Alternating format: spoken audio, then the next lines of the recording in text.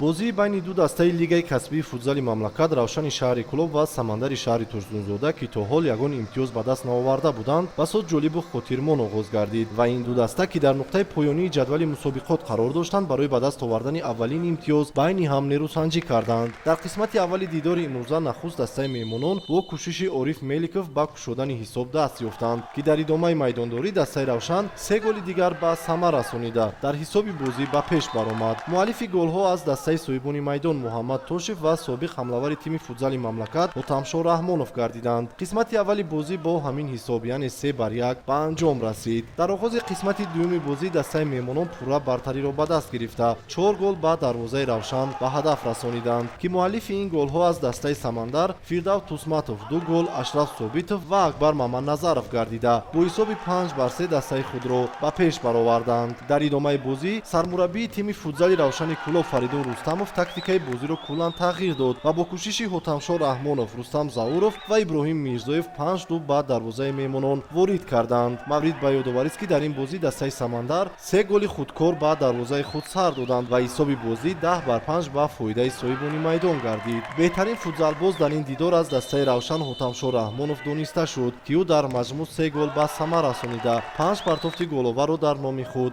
сабт кард. акнун дар даври навбатӣ дастаи равшан дар сафар бо яке аз пешсафони лигаи мазкур дастаи соро компания майдондорӣ мекунад. дастаи самандар бошад сипари шаҳри хуҷандро дар майдони худ қабул мекунад.